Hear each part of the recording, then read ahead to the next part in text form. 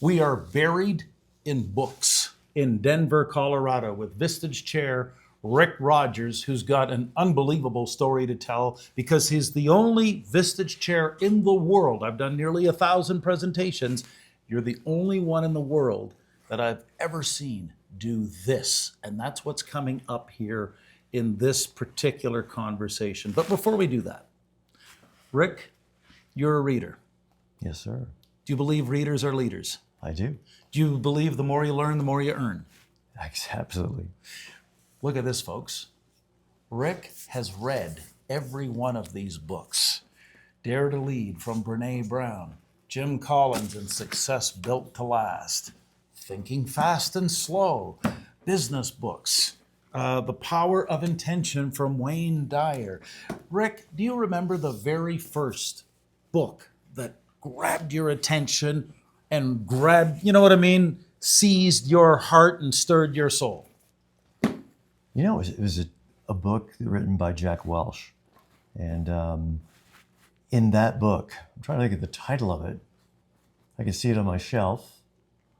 And he was asked a question. And the question was, Mr. Welch, what do you know? You're the CEO of GE, and there's over 2,000 product lines. How in the world do you know what do you know about jet engines and washing machines? And without hesitation, Gary, he said, absolutely nothing. I hire the best and I hold them accountable. That's all I do. How has that formed your philosophy on leadership, this idea of hiring great people, getting out of their way and letting them do their job? I think that's one of the Achilles heel of a entrepreneur. And I think that's the part they think they have to know. And one of my favorite books, the Who Not How, that's not in front of us today, it reinforced that just recently when that book was written.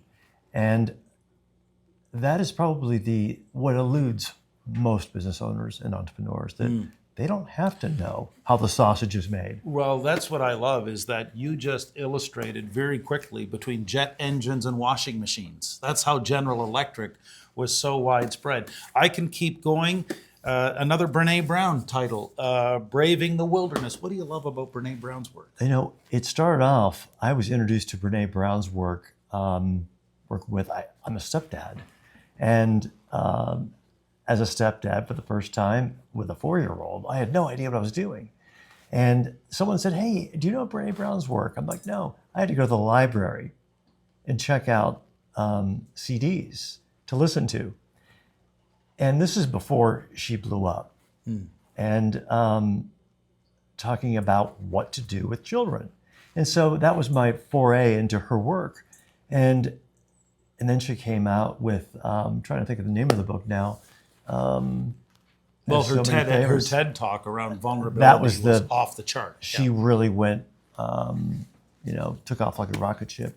But I have to say, one of the best authors in the business world is Brene Brown. She brings that human element, right to the heart of the matter of running a business, owning a business. You're a human. You're running a family in your business. How do you do that? Well, clearly, as illustrated by the library and everything that I said, Rick, just take a few titles and that you've actually read, and there's so many of them here.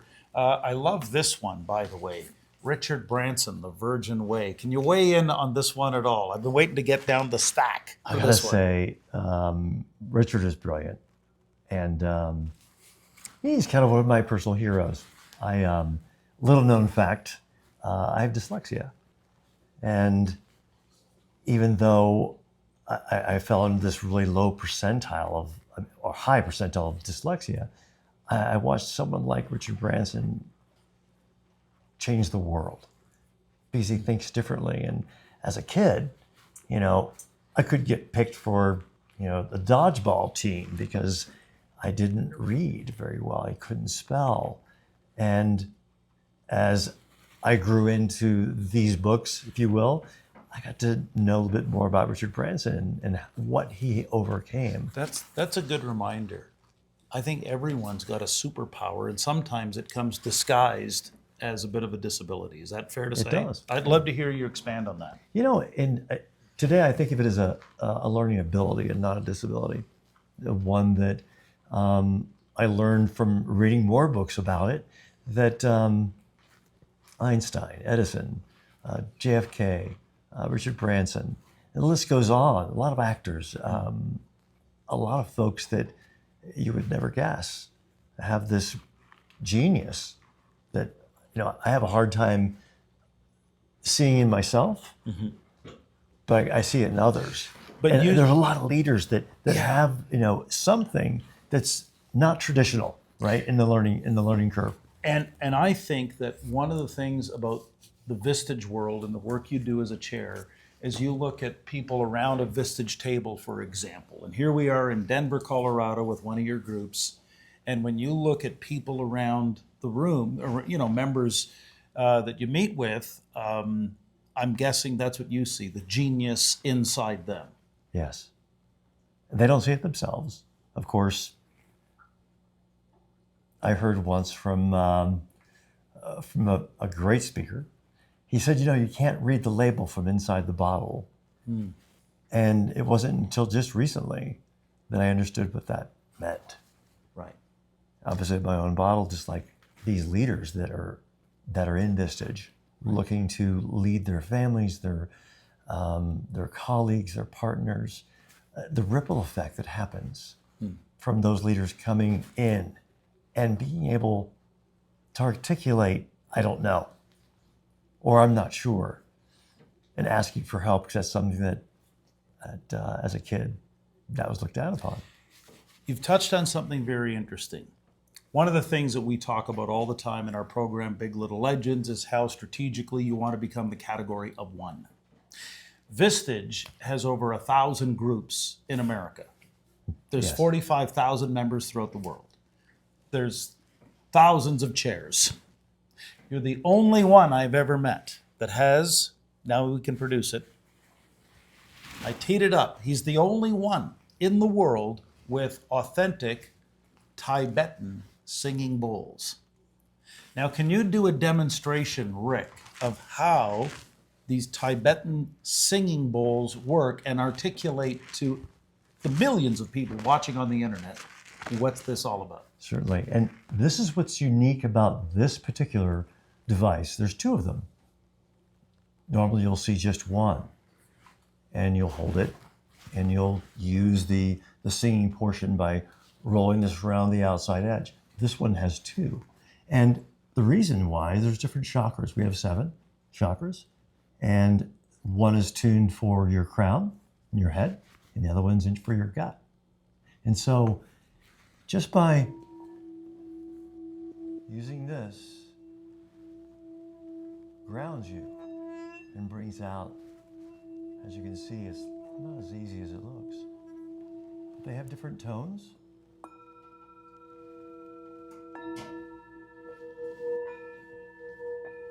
And we start our meetings with these tones with a few deep breaths to ground everyone from the hustle and bustle of getting through the traffic and getting in their seats.